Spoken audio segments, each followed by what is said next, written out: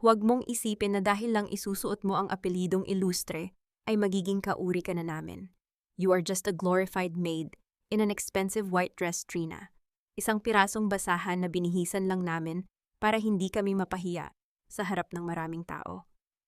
Ang tinig ni Doña Teodora ay parang hapit na alambreng bumaon sa pandinig ni Trina. Sa loob ng silid na iyon kung saan ang amoy ng mamahaling pabango ay humahalo sa lamig ng aircon, tila tumigil ang pag-ikot ng mundo. Dahan-dahang ibinaba ni Trina ang kanyang mga kamay. Kanina lamang ang mga daliring iyon ay maingat na hinahawakan ang dulo ng kanyang belo, isang obra maestrang tinapos niya sa loob ng 6 na buwan. Bawat perlas na kumikinang doon ay itinahi niya ng mano-mano, madalas ay hanggang madaling araw matapos niyang ipagluto, ipaghimas at pagsilbihan ang matanda sa lahat ng kapritsyo nito. Ang bawat tusok ng karayom sa kanyang balat ay itinuturing niyang sakripisyo ng pag-ibig para kay Dado at para sa pamilyang akala niya ay tatanggap sa kanya. Ngunit ang puting tela na simbolo sana ng kanyang bagong simula ay tila naging isang malapad na mantsa sa paningin ng babaeng nasa harap niya. Bakit po? Bakit ngayon pa kung kailan handa na ang lahat? Halos pabulong na tanong ni Trina. Ang kanyang lalamunan ay nanunuyo, parang may nakabarang mga bubog na ayaw lumabas. I did everything for this family. 6 na buwan akong hindi natulog para lang makuha ang tiwala ninyo. Isang mapait na tawa ang kumawala sa mga labi ni Vanessa, ang pinsan ni Dado, na laging nakasunod kay Doña Teodora. Lumapit siya kay Trina, ang kanyang mga mata ay puno ng panunuya habang tinitingnan ang kabuuan ng dalaga. Trust really, Trina, huwag ka ngang magpanggap na santa. Alam nating lahat na kaya mo lang tiniis ang pag-aalaga sa tita ay dahil sa yaman ng mga ilustre, sabi ni Vanessa habang nilalaro ang isang folder na kulay asul. Now stop the drama. Pirmahan mo na itong prenuptial agreement. Nakasaad dito na wala kang makukuha kahit isang kusing sa ari-arian ni Dado, at sa oras na maghiwalay kayo, wala kang karapatan sa magiging anak ninyo. It's a win-win, right? At least magiging ilustre ka na sa papel. Parang may malamig na tubig na ibinuhos sa buong katawan ni Trina. Ang kanyang puso ay nagsimulang tumibay ang tibok, ngunit hindi dahil sa kaba, kundi dahil sa isang uri ng pait na ngayon lamang niya naramdaman. Ang kamay niyang nakahawak sa tela ng kanyang gown ay kusang nanginig. Tumingin siya sa pintuan, umaasang lilitaw doon si Dado, ang lalaking nangako sa kanya ng proteksyon, ang lalaking sinasabihan siyang siya ang pinakamahalagang tao sa buhay nito. Nasaan si Dado? Tanong ni Trina, ang kanyang tinig ay nanginginig sa pagitan ng pag-asa at takot. Dado is a smart man, Trina, sagot ni Doña Teodora, habang dahan-dahang binubuksan ang kanyang bitbit na bag. Inilabas niya mula roon ang isang gunting na pilak. Ang talim nito ay kumikinang ng may kalupitan sa ilalim ng mga ilaw ng chandelier. Siya mismo ang nagsabi na kailangang protektahan ang legacy ng pamilya mula sa mga taong tulad mo na galing sa putik. He's outside waiting for you to sign that paper. Kung hindi ka pipirma, walang kasalang mangyayari. Ipapalabas namin sa media na isa kang manggaganso na nagtangkang magnakaw sa kumpanya. Lumapit ang matanda kay Trina. Ang bawat hakbang nito sa carpet ay hindi lumilikha ng tunog, ngunit tila isang mabigat na dagok sa dibdib ng dalaga. Huminto si Doña Teodora sa likuran ni Trina at hinawakan ang mahabang belo na nakakabit sa kanyang buhok. Ang ganda ng pagkakagawa mo rito, bulong ng matanda, ngunit ang bawat salita ay puno ng lason. Sayang naman kung mababahiran ng luha. Sa isang iglap narinig ni Trina ang tunog ng pagkapunit ng tela. Ang matalim na bakal ng gunting ay mabilis na dumaan sa pinong tule at lace. Ang belo na pinagpuyatan niya, ang tanging alaala ng kanyang pagsisikap na maging sapat para sa kanila, ay nalaglag sa sahig na parang isang patay na ibon. Ang dulo nito ay nagkapira-piraso, ang mga perlas ay nagtalantalan sa sahig, lumilikha ng maliliit na tunog habang gumugulong ang mga ito palayo. Napasinghap si Trina. Ang kanyang kamay ay automatikong napahawak sa kanyang tiyan, kung saan may isang munting buhay na hindi pa nila alam. Doon niya naramdaman ang tunay na lamig. Ang sakit na nararamdaman niya ay hindi na lamang para sa kanyang sarili, kundi para sa sanggol na bunga ng isang pag-ibig na akala niya ay totoo, ngunit isa lamang palang mapait na biro. Now sign it, utos ni Doña Teodora, inilalahad ang panulat na parang isang sandata. Pirirma ka bilang isang pulubi o lalabas ka sa simbahan na ito na mas masahol pa sa basura. Nanatiling nakatayo si Trina sa gitna ng silid. Ang kanyang refleksyon sa salamin ay nagpapakita ng isang babaeng nakasuot ng puti, ngunit ang kanyang mukha ay puno ng pait. Ang pira-pirasong belo sa kanyang paanan ay tila isang babala na sa loob ng bahay na ito, ang kanyang pagkatao ay maaari ring gupitin at tapakan anumang oras nila gustuhin. Dahan-dahang iniabot ni Trina ang kanyang kamay para kunin ang ballpen. Ang bawat hibla ng kanyang damdamin ay tila napuputol kasing bilis ng pagkapunit ng kanyang belo. Sa kanyang isipan isang tanong, ang paulit-ulit na umaalingaw-ngaw isang tanong na magiging mitya ng lahat ng darating na bagyo. Hanggang kailan ko ba kailangang ubusin ang sarili ko para sa mga taong kailanman ay hindi ako nakita bilang tao? Hindi pa man sumisikat ang araw sa labas ng Mansyon Ilustre, gising na ang diwa ni Trina. Ang lamig ng sahig na gawa sa mamahaling marmol ay tila nanunuot sa kanyang mga talampakan, isang paalaala na kahit anong ganda ng paligid, nananatili siyang estranyo sa bahay na ito. Ang kanyang mga kamay na dati ay humahawak lamang ng pinong lace at perlas ngayon ay namumula na dahil sa pagkakababad sa tubig at matapang na sabon. Isang linggo na ang nakalipas mula nang mangyari ang insidente sa simbahan. Pinirmahan niya ang kasunduan, tinanggap niya ang apelido, ngunit ang kapalit nito ay ang kanyang kalayaan. Dahan-dahang inilapag ni Trina ang tray ng tsaa sa tapat ng pintuan ni Doña Teodora. Ang bawat pagtama ng porselana sa kahoy ay ginagawa niyang maingat dahil alam niyang ang kahit anong maling tunog ay magiging dahilan ng panibagong panunumbat ng matanda. Nakahanda na ba ang agahan? Isang tinig ang pumutol sa katahimikan ng pasilyo. Si Nana Rosa ang matandang mayordoma na tanging nagpapakita ng kaunting malasakit sa kanya. Opo, Nana Rosa, tinatapos ko na lang po ang prutas, mahinang sagot ni Trina. Ang kanyang boses ay tila nawalan na ng sigla-tuyot at pagod. Hinawakan ni Nana Rosa ang balikat ni Trina. Iha, hindi ka dapat gumagawa ng mga ito. Asawa ka ni Dado. Dapat ay may mga katulong na gumagawa nito para sa iyo. Ngumiti ng mapait si Trina. Sabi po ni Doña Teodora, kailangan kong matutunan ang disiplina ng mga ilustre. Utang ko raw po sa kanila ang pagkakataong ito kaya dapat kong patunayan na karapat-dapat ako. Disiplina o pagpapahirap, pabulong na tanong ni Nana Rosa. Ngunit mabilis din siyang tumalikod nang marinig ang pagbukas ng pinto ng silid ni Doña Teodora. Lumabas ang matanda, suot ang kanyang silk robe na tila balat ng ahas. Tiningnan niya si Trina mula ulo hanggang paa. Ang bagal mo talaga, isang oras na akong gising, at bakit hindi mo sinuot ang alahas na ibinigay ko sa iyo? Gusto mo bang magmukhang katulong sa harap ng mga bisita mamaya? Pasensya na po, Ma'am Teodora. Marami lang po akong ginagawa sa kusina. Sagot ni Trina habang nakayuko. Huwag mo akong tawaging ma'am, sabihin mo, opo mama. Intindihin mo na pumasok ka sa isang pamilyang may dangal. At ang dangal na iyan ay hindi nakukuha sa paggawa ng gawaing bahay, kundi sa pagsunod sa akin. Kinuha ng matanda ang tsaa, inamoy ito, at saka ibinalik sa tray ng may pandidiri. Malamig na. Gawin mo itong muli. Sa bawat hakbang pabalik sa kusina, nararamdaman ni Trina ang bigat ng kanyang binti. Hindi lamang ito pagod ng katawan, ito ay pagod ng kaluluwa. Sa loob ng mansyong ito, siya ay parang isang palamuti na kailangang pakinangin kapag may tao, ngunit itinatago at minamaliit kapag ang pinto ay sarado na. Nang gabing iyon, matapos ang maghapong pagsisilbi, pumasok si Trina sa kanilang silid ni Dado. Nakita niya ang kanyang asawa na nakaupo sa gilid ng kama, abala sa kanyang cellphone. Hindi man lang ito lumingon nang pumasok siya. Dado, pwede ba tayong mag-usap? Tanong ni Trina habang dahan-dahang nauupo sa tabi nito.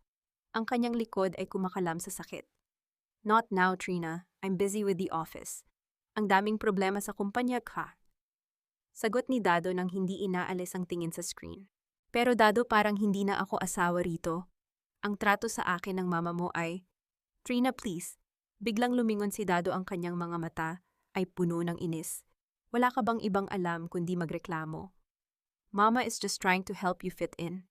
Isipin mo na lang ang lahat ng ginagawa namin para sa iyo. You have a roof over your head, you wear expensive clothes, utang na loob mo sa amin ang buhay na meron ka ngayon. So please don't make it harder for me. Nanahimik si Trina. Ang salitang utang na loob ay parang isang kadena na lalong humihigpit sa kanyang leeg. Gusto niyang sabihing may dala siyang balita na ang dahilan ng kanyang pagkahilo at pagkapagod ay hindi lamang dahil sa trabaho, kundi dahil sa sanggol sa kanyang sinapupunan. Ngunit ang lamig ng pakikitungo ni Dado ay nagpatikom sa kanyang bibig. Kinaumagahan habang naglilinis ng library isang bahagyang nakabukas na pinto, ang kumuha ng atensyon ni Trina. Naririnig niya ang boses ni Doña Teodora at ni Vanessa mula sa loob.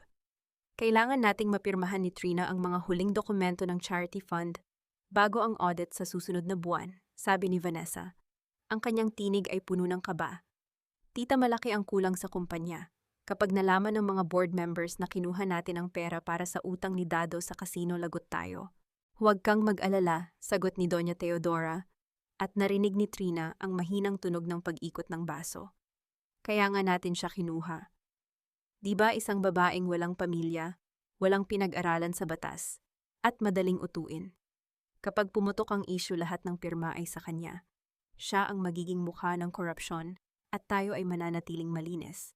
Si Trina ang ating sacrificial lamb. Napahawak si Trina sa kanyang bibig. Ang kanyang puso ay tila gustong tumalon sa labas ng kanyang dibdib. Ang bawat salita ay parang isang lason na dumadaloy sa kanyang sistema. Hindi siya pinili ni Dado dahil sa pag-ibig. Hindi siya dinala sa bahay na ito para maging bahagi ng pamilya. Dinala siya rito para maging biktima. Dahan-dahan siyang umatras, ngunit sa kanyang pagkabalisa, ay naramdaman niya ang isang matigas na bagay sa kanyang likuran. Paglingon niya, nakatayo si Dado sa likod niya, ang mukha ay madilim at walang emosyon. Narinig mo ba ang lahat, Trina? Tanong ni Dado. Ang kanyang boses ay malamig, walang bakas ng pagsisisi. Ang katahimikan sa pasilyo ay tila naging isang malaking bitag na dahan-dahang sumasara sa paligid niya. Panta, huwag kang makialam sa mga bagay na hindi mo naiintindihan, Trina. Ang pakikinig sa usapan ng may usapan ay ugali ng mga taong walang pinag-aralan. Is that what you are? Isang tsismosa.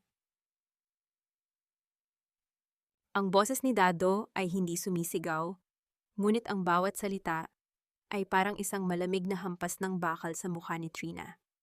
Nanatiling nakatayo ang dalaga, ang kanyang likod ay nakasandal sa malamig na pader ng pasilyo. Ang kanyang puso ay kumakaba nang napakabilis, tila isang ibong pilit na kumakawala sa isang masikip na hawla. Tumingin siya sa mga mata ng kanyang asawa. Ang mga matang dati ay tinitingnan niya nang may paghanga, ngunit ngayon ay puno na ng pananakot at pagkabagot. Narinig ko ang pangalan ko, Dado. Narinig ko na gagamitin ninyo ako para pagtakpan ang mga dumi ninyo sa charity fund. Asawa mo ako, hindi ba? Hindi mo ba ako ipagtatanggol? Ang tinig ni Trina ay paus-puno ng pagsusumamo na nagbabakasaling may natitira pang katiting na konsensya sa lalaking nasa harap niya.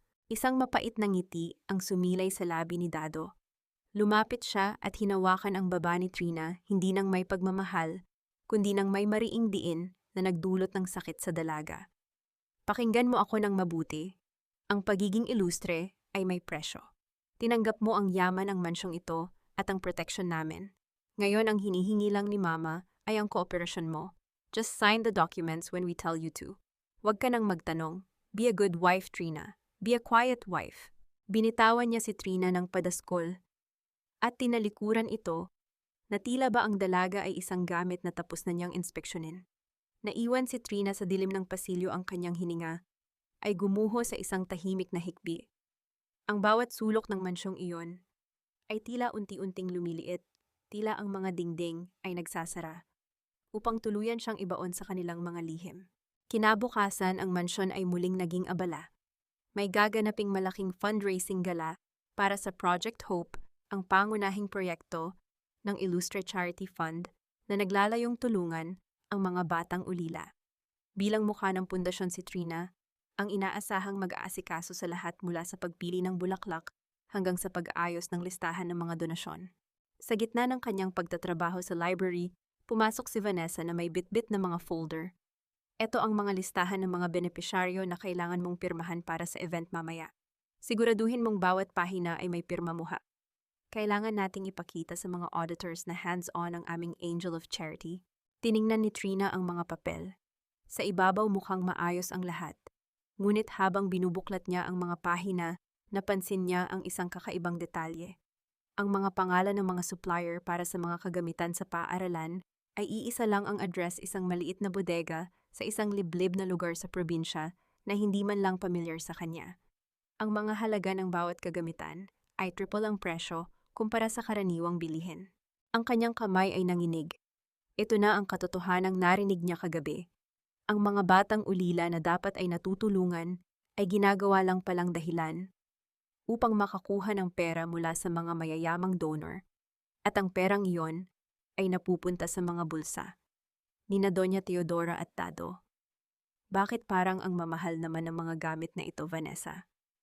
At ang supplier, Lozano Trading. Ngayon ko lang narinig ito. Tanong ni Trina, sinusubukang panatilihing kalmado ang kanyang boses. Mabilis na kinuha ni Vanessa ang folder mula sa kamay ni Trina. Wala kang pakialam doon. Trabaho mo lang ay pumirma. Huwag kang magmagaling, Trina. Wala kang alam sa negosyo. Basta pirmahan mo na lang iyan bago dumating si tita. Nang makaalis si Vanessa, hindi mapakali si Trina. Ang kanyang konsensya ay tila isang tinik na lalong bumaon sa kanyang puso. Hindi niya kayang maging bahagi ng ganitong uri ng panloloko. Sa gitna ng kanyang kalituhan, naalala niya ang sinabi ni Nana Rosa tungkol sa isang lumang vault sa ilalim ng hagdan na ginagamit para sa mga lumang dokumento ng kumpanya. Sa ilalim ng gabi nang ang buong mansyon ay balot na ng katahimikan, dahan-dahang bumaba si Trina. Ang bawat tunog ng kanyang paghinga ay tila isang malakas na dagundong sa kanyang pandinig. Gamit ang isang maliit na flashlight, hinanap niya ang vault. Hindi ito nakakunsi ng maayos, marahil ay dahil sa kumpiyansa ng mga ilustre na walang mga ngahas na pumasok doon. Sa loob ng isang lumang box na may tatak na confidential, nakakita siya ng isang dokumentong nagpatigil sa kanyang mundo. Isa itong personal na audit report na ginawa ng isang dating empleyado na bigla na lang nawala sa trabaho. Nakasaad doon ang lahat ng mga huwad na transaksyon, ang mga peking resibo at ang mga pirma. Ngunit ang mas nakakasindak ay ang huling pahina. Isang dokumento ito ng transfer of liability. Nakasulat doon na sa oras na magkaroon ng anumang investigasyon o kaso laban sa pundasyon, ang tanging mananagot at haharap sa korte ay ang executive director, ang posisyong ipinangalan sa kanya simula ng araw ng kanilang kasal. Ngunit hindi iyon ang pinakamasakit. Sa ilalim ng dokumento may isang pirma na pamilyar sa kanya. Ang pirma ni Trina. Ngunit alam ni Trina na hindi siya ang pumirma niyon. Ang bawat kurba ng panulat ay maingat na ginaya isang perpektong palsipikado. Ang kanyang pangalan ay ginamit na upang itali siya sa isang krimen na wala siyang kinalaman. Nang marinig niya ang tunog ng mga yabag ng sapatos na pababa sa hagdan, mabilis niyang itinago ang papel sa loob ng kanyang damit. Ang liwanag ng flashlight ay agad niyang pinatay. Ang kadiliman ay tila naging isang malapot na kumunoy na handang lumamon sa kanya. Sino ang nariyan? Ang boses ni Doña Teodora ay umalingaw-ngaw sa buong bulwagan, puno ng hinala at bagsik. Naramdaman ni Trina ang malamig na pawis sa kanyang noo habang pilit na nagtatago sa likod ng malalaking kahon. Alam niyang sa oras na mahuli siya rito, wala nang balikang mangyayari. Ang bawat tunog ng tsinelas ni Doña Teodora sa sahig na kahoy ay tila isang mabagal na pintig ng orasan na nagbibilang ng nalalabing sandali ni Trina sa loob ng silid. Ang dilim ay naging kaibigan at kaaway ng dalaga sa sandaling iyon. Idinikit niya ang kanyang katawan sa pinakamalamig na bahagi ng pader, pinipigil kahit ang pinakamaliit na hininga, habang ang mga dokumentong ninakaw niya ay tila naglalabas ng init sa loob ng kanyang damit. Alam kong may tao rito. Ang boses ng matanda ay mahinahon, ngunit puno ng banta. Nana Rosa, buksan mo ang lahat ng ilaw. Narinig ni Trina ang pag-click ng switch at ang liwanag ay biglang sumabog sa buong pasilyo. Sa kabutihang palad, ang bahagi ng library kung saan siya nakatago ay nananatiling balot ng anino dahil sa malalaking bookshelf. Sa isang mabilis at desperadong desisyon, dumaan siya sa maliit na pintuan para sa mga katulong na patungo sa likod ng kusina. Ang bawat hakbang niya ay maingat iniilagan ang anumang bagay na maaaring lumikha ng tunog. Nang makarating siya sa kanyang silid, agad niyang ibinagsak ang kanyang katawan sa likod ng pinto. Ang kanyang puso ay parang gustong kumawala sa kanyang tadyang. Ngunit sa gitna ng matinding takot at pagod, isang kakaibang sensasyon ang naramdaman niya. Ang kanyang sikmura ay biglang kumulo at ang isang matinding hilo ang bumalot sa kanyang paningin. Hindi ito ang unang pagkakataon sa linggong ito. Akala niya ay dahil lamang sa stress at puyat, ngunit ang amoy ng mamahaling pabango ni Dado na naiwan sa unan ay biglang nagdulot sa kanya ng matinding pagduwal. Mabilis siyang tumakbo sa banyo at doon ay ibinuhos ang lahat ng pait ng kanyang nararamdaman. Iha, ayos ka lang ba? Ang mahinang katok ni Nana Rosa sa pinto ay nagpabalik sa katinuan ni Trina. Binuksan ni Trina ang pinto, ang kanyang mukha ay maputla at ang kanyang mga mata ay nangingilid ang luha. Nana Rosa, hindi ko na po alam ang gagawin ko. Pumasok ang matanda at isinara ang pinto. May inabot siyang isang maliit na plastic na kinuha niya mula sa bulsa ng kanyang apron. Isang pregnancy test kit. Napapansin ko na ang madalas mong pagkahilo, Trina. Huwag mo nang itago sa akin. Kailangan mong malaman ang totoo. Sa loob ng banyo, ang bawat segundo ay tila isang taon para kay Trina. Nang makita niya ang dalawang pulang guhit, ang kanyang mundo ay tila huminto. Isang pintig, isang buhay sa gitna ng unos. Ang kanyang kamay ay dahan-dahang humawak sa kanyang tiyan. Ang takot na nararamdaman niya kanina ay biglang napalitan ng isang matinding determinasyon. Ngunit kasabay nito ay ang malagim na katotohanan. Paano niya mapoprotektahan ang batang ito sa loob ng isang bahay na puno ng mga lobo? Kinaumagahan sa hapagkainan, ang kapaligiran ay tila mas lalong naging mabigat. Nakaupo si Doña Teodora sa kabisera habang si Vanessa ay abala sa pagbabasa ng audit update sa kanyang tablet. Si Dado naman ay tahimik na kumakain, hindi man lang tinitingnan si Trina. Hindi ka kumakain, Trina, puna ni Doña Teodora. Ang kanyang mga mata ay matalim, parang isang agila na naghahanap ng biktima. At bakit parang mas lalo kang namumutla? Don't tell me magkakasakit ka kung kailan kailangan ka namin sa fundraising gala. Medyo masama lang po ang pakiramdam ko, Mama. Mahinang sagot ni Trina habang pinipilit na lunukin ang isang piraso ng tinapay. Napansin ni Vanessa ang pag-iwas ng tingin ni Trina. Isang mapanuring ngiti ang lumitaw sa kanyang mga labi.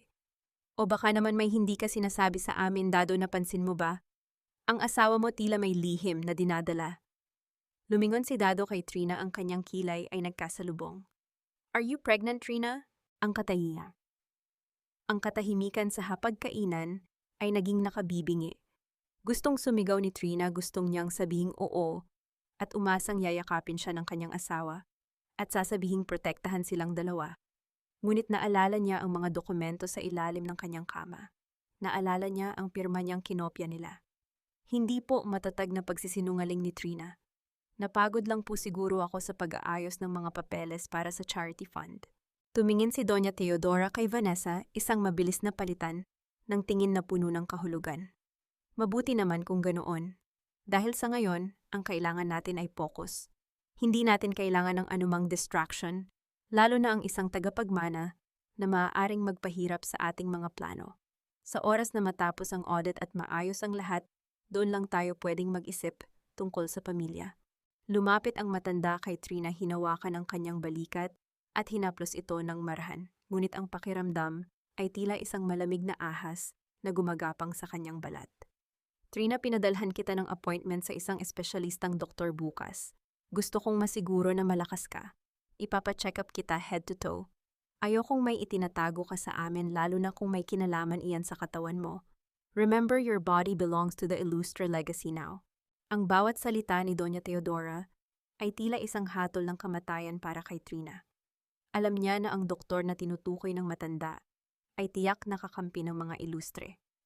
Sa oras na malaman nilang buntis siya, gagamitin nila ang bata upang mas lalo siyang makontrol o mas malala pa, baka mawala ang sanggol bago pa man ito makakita ng liwanag. Nang makaalis ang mga ito, naiwan si Trina na nanginginig. Ang kanyang kuko ay bumaon sa kanyang palad hanggang sa magkaroon ito ng marka.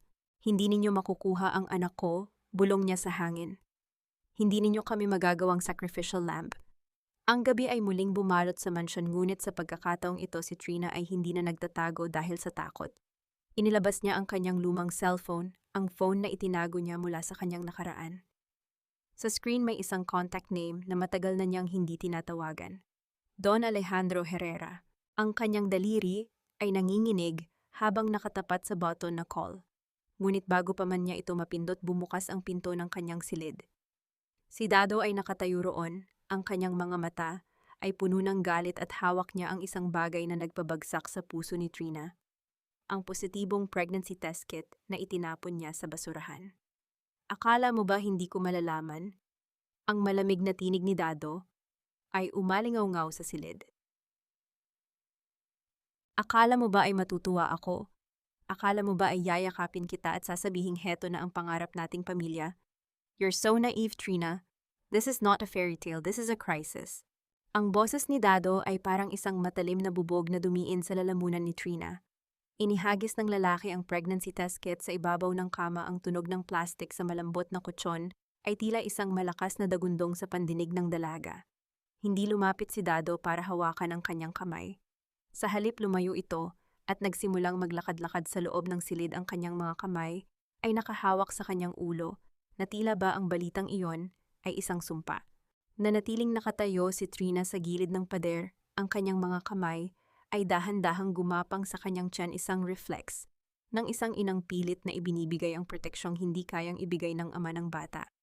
Ang kanyang puso ay parang isang pirasong papel na unti-unting nilalamon ng apoy, nagiging abo sa bawat salitang lumalabas sa bibig ng lalaking minahal niya. Dado, anak natin ito. Isang buhay ito pa. Pabulong na sabi ni Trina. Ang kanyang tinig ay basag at puno ng hindi maipaliwanag na pait. Paano mo nasasabing krisis ang isang biyaya? Biglang huminto si Dado at tumingin ng diretso sa mga mata ni Trina. Ang galit sa kanyang mukha ay biglang naglaho na palitan ng isang emosyong mas nakakatakot, isang huwad na lambing. Lumapit siya kay Trina, dahan-dahang hinawakan ang magkabilang balikat nito at tiningnan ng dalaga ng may mapagpanggap na pag-aalala.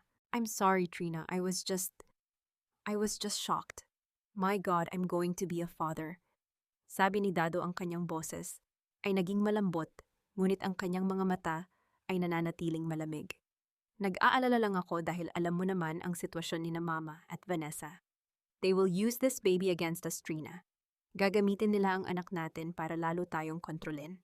Naramdaman ni Trina ang isang bahagyang pag-asa sa kanyang dibdib. Kaya nga kailangan nating umalis dito, Dado. Let's go away. Isusumbong natin ang ginagawa nila sa charity fund at magsisimula tayo ng bago. Huminga ng malalim si Dado at hinaplos ang pisngi ni Trina. I want that too, sweetheart. I really do. Pero bago tayo makalabas, kailangan nating linisin ang lahat. I need your help. Alam kong may kinuha kang dokumento sa vault kagabi. I saw you on the CCTV, Trina. Huwag kang matakot, hindi ko sasabihin kay Mama. Dito naramdaman ni Trina ang isang malamig na hinala. Ang haplos ni Dado ay tila naging isang gapang ng insekto sa kanyang balat. I need those documents, Trina. At kailangan ko rin ang master key ng safe sa main office ng pundasyon. Doon nakatago ang mga original records na kailangang ayusin para hindi tayo madamay sa audit. Kung maibibigay mo sa akin iyon, makakaalis tayo rito. For the baby, Trina. Do it for our child.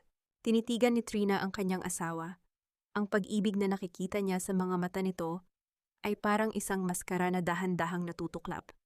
Alam ni Trina na sa oras na ibigay niya ang mga ebidensyang hawak niya, wala na siyang proteksyon. Magiging bulag na ang katarungan para sa kanya. Nasa akin ang susi. Pagsisinungaling ni Trina, ang kanyang tinig ay hindi nagpakita ng pag-aalinlangan. Pero hindi ko ibibigay sa iyo hanggat hindi mo ako dinadala sa isang lugar na ligtas. Ngayon na, Dado. Bago pa makasagot si Dado, tumunog ang kanyang cellphone sa ibabaw ng mesa. Ang screen ay nagpakita ng pangalan ni Vanessa. Isang maikling sulyap ang ibinigay ni Dado sa phone. Bago muling tumingin kay Trina, ang kanyang mukha ay muling naging matigas. I have to go. May emergency sa club, kailangan ako ni Vanessa para sa pag-aayos ng mga VIP guests para sa gala, sabi ni Dado habang kinukuha ang kanyang Amerikana. Emergency, Dado, kakaamin ko lang nabuntis ako. Masama ang pakiramdam ko at kailangan kita rito. Pagmamakaawa ni Trina, ang kanyang kamay ay humawak sa braso ni Dado. Trina, don't be so clingy. You're pregnant, not dying. Padaskol na tinabig ni Dado ang kamay ni Trina. Magpahinga ka na lang. Pagbalik ko, pag-uusapan natin ang tungkol sa susi at sa mga dokumento. Huwag kang gagawa ng kahit anong katangahan, Trina. Remember, I'm the only one on your side. Narinig ni Trina ang tunog ng pagsara ng pinto, isang malakas na pagbagsak ng kahoy na tila nagpahiwalay sa kanya sa labas ng mundo. Naiwan siyang mag-isa sa gitna ng marangyang silid na tila naging isang malamig na nicho. Ang bawat anino sa dingding ay tila nagtatawanan sa kanyang kamangmangan.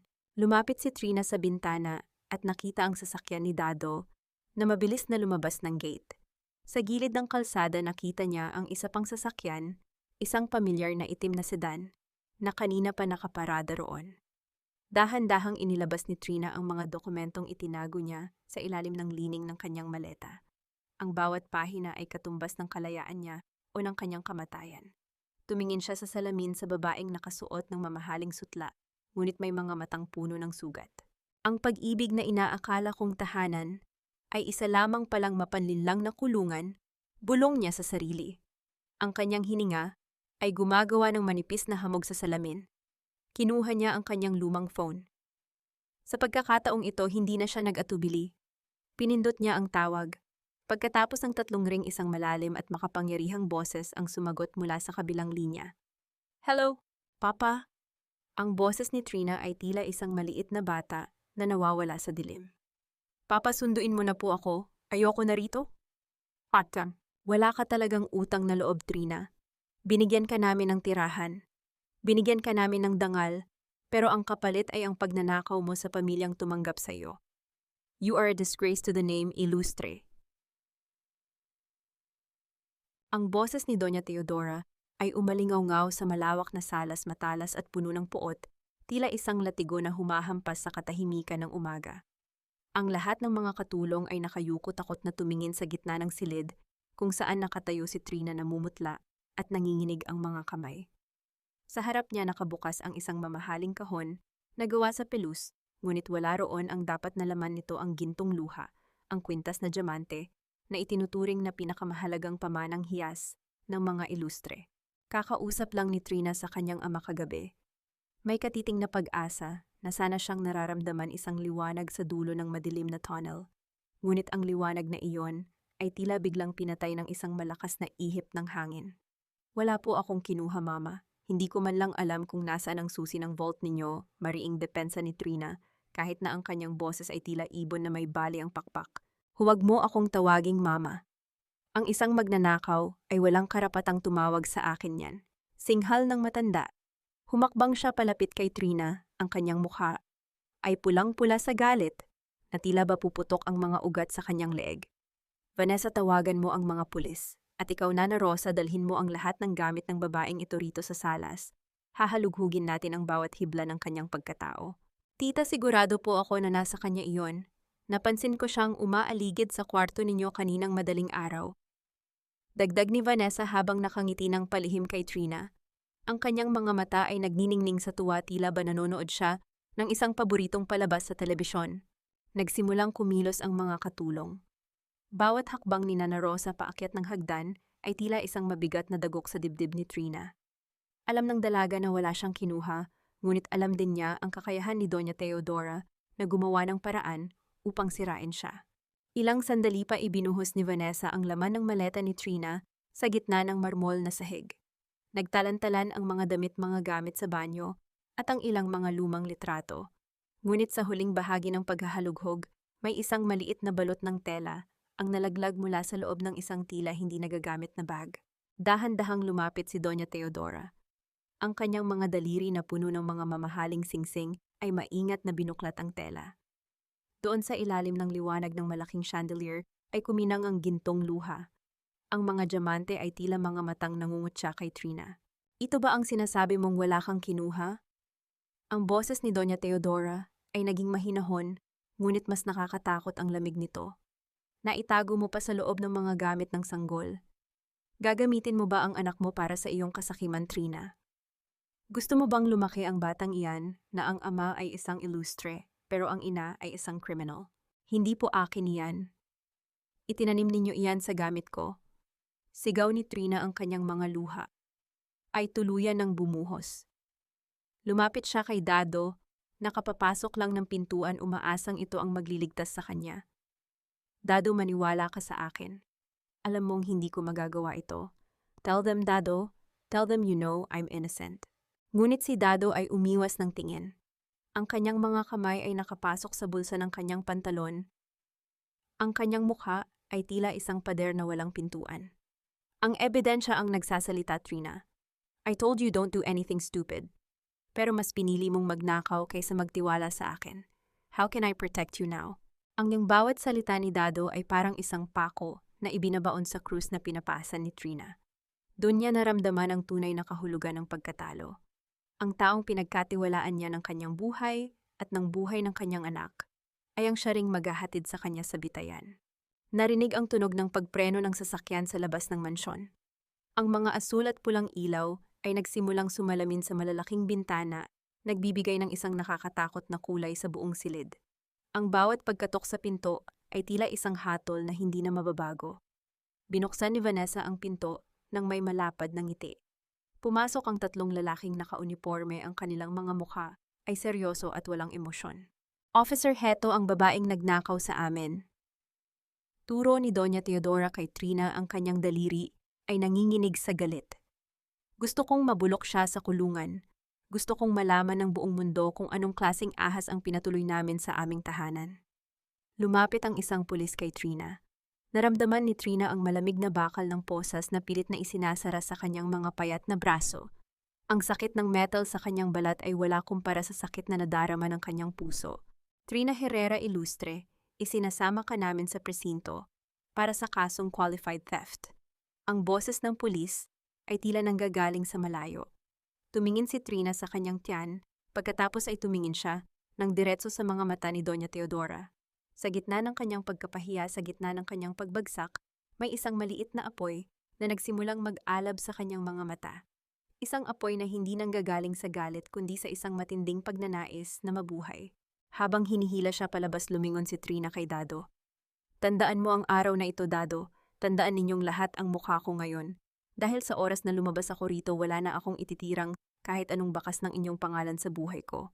Sa labas, ang ulan ay nagsimulang pumatak, tila nakikiramay sa bawat luhang dumadaloy sa pisngi ng dalaga. Ngunit sa gitna ng kadiliman ng sasakyan ng pulis, may isang bagay na hindi nila napansin. Ang lumang cellphone ni Trina na nakatago sa kanyang medyas ay muling nag-vibrate. Isang mensahe mula sa kanyang ama. Malapit na ako, anak.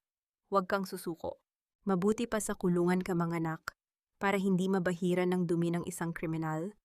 Ang apelidong Ilustre, isang malaking pagkakamali na pinatuloy ka namin sa pamamahay na ito.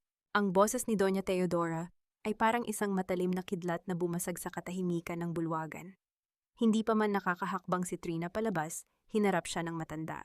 Sa isang iglap, naramdaman ni Trina ang mabilis na paggalaw ng hangin, kasabay ng isang masakit at malakas na pagtama ng palad sa kanyang kaliwang pisngi. Ang tunog ng sampal ay umalingaw-ngaw sa bawat sulok ng mansyon, tila isang hudyat ng tuluyang pagguho ng lahat ng kanyang pinangarap. Napiit ang mukha ni Trina sa lakas ng tama. Naramdaman niya ang unti-unting pag-init ng kanyang balat, ang lasa ng dugo sa loob ng kanyang labi, at ang nakakangilong sakit na gumapang hanggang sa kanyang tenga. Ngunit higit sa pisikal na sakit, ang sampal ng katotohanan ay tumama sa kanyang kaluluwa.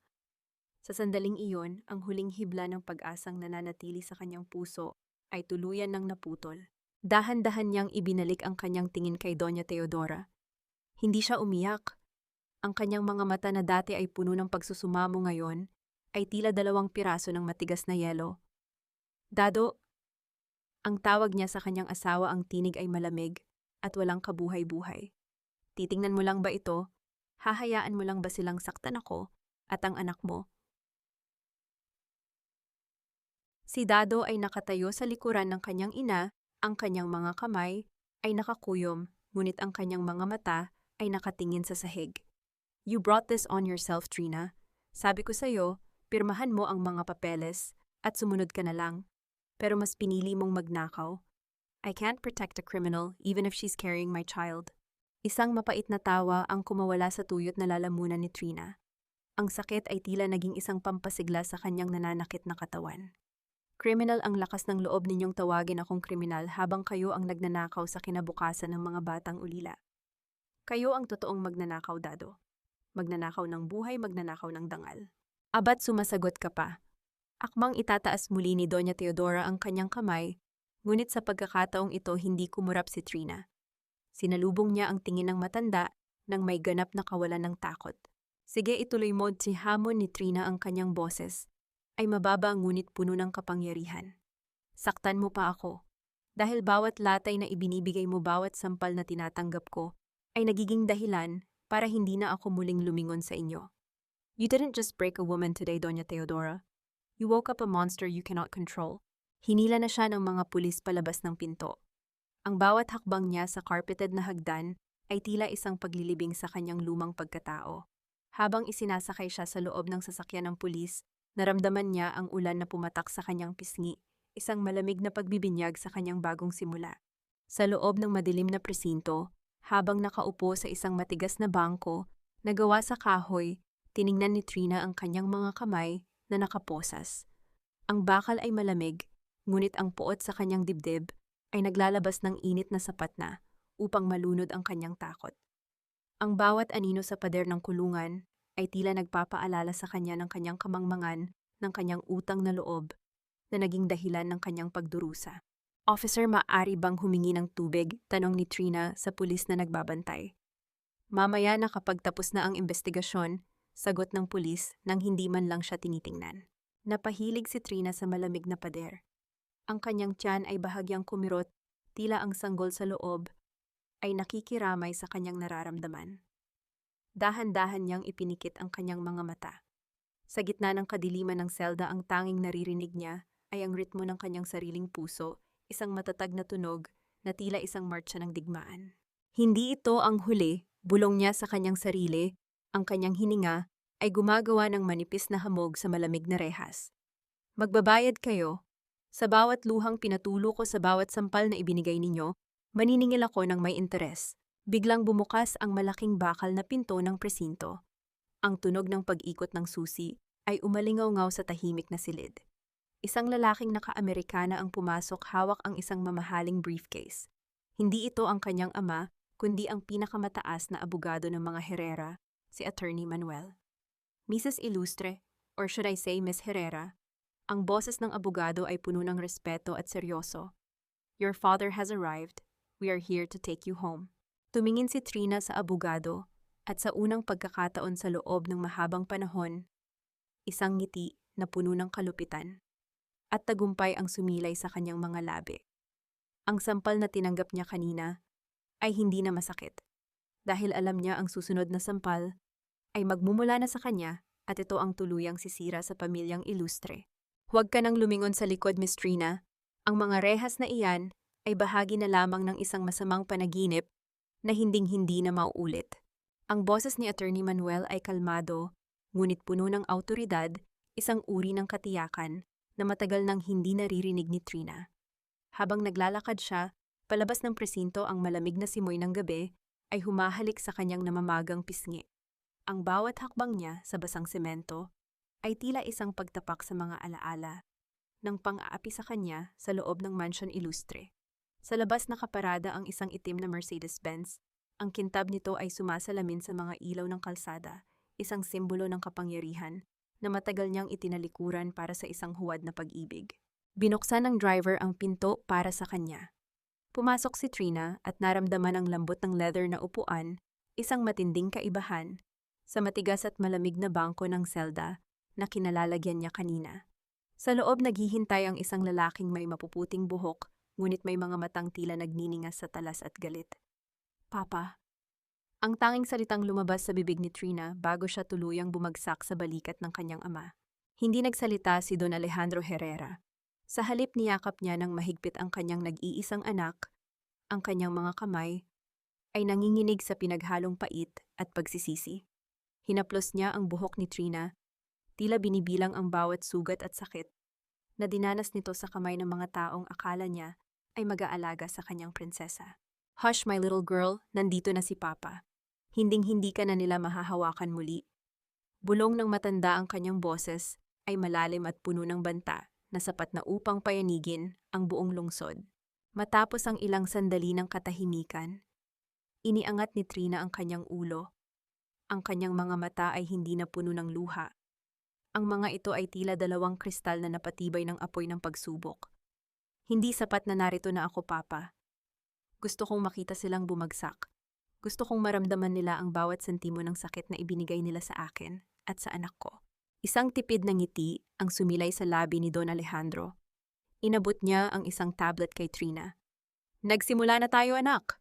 Bago ka pa man lumabas ng presinto, Attorney Manuel has already secured the majority of the Ilustre's outstanding loans.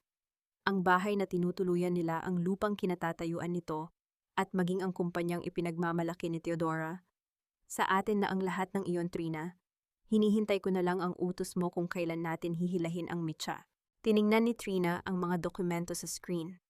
Ang pangalang Ilustre ay nakapailalim na sa Herrera Holdings.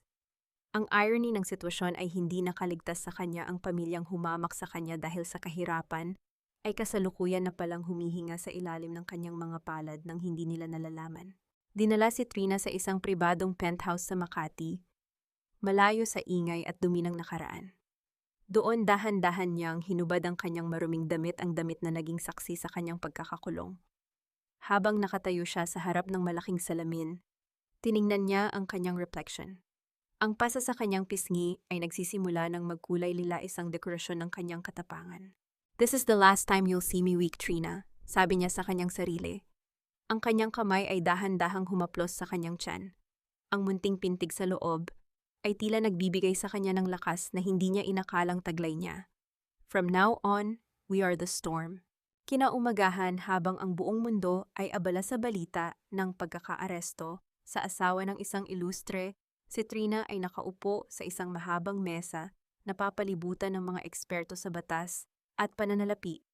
Hindi na siya ang babaeng nakayuko sa kusina. Siya na ang reyna na nag-aayos ng kanyang mga piyesa sa chessboard. "Attorney Manuel, gusto kong ipagpatuloy ang fundraising gala ng mga ilustre bukas." Utos ni Trina, ang kanyang boses ay malamig at kalkulado. "Pero Miss Trina, baka mapahiya kayo roon. Siguradong gagamitin nila ang issue ng pagnanakaw ninyo para siraan kayo sa harap ng mga bisita." Babala ng abogado. "Iyon ang gusto ko," sagot ni Trina, habang iniinom ang kanyang kape. "Gusto kong ilabas nila ang lahat ng NOC doc nila. Gusto kong ipakita nila sa buong mundo kung gaano sila kadangal.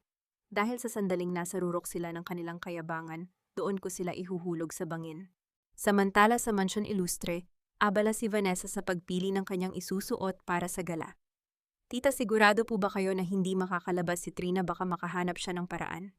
Tumawa ng maasim si Doña Teodora habang hinihimas ang kanyang mga alahas. "Wala siyang pera, Vanessa. Walang pamilya. Sino ang tutulong sa kanya? Hayaan mo siyang mabulok doon. Bukas tayo ang bida.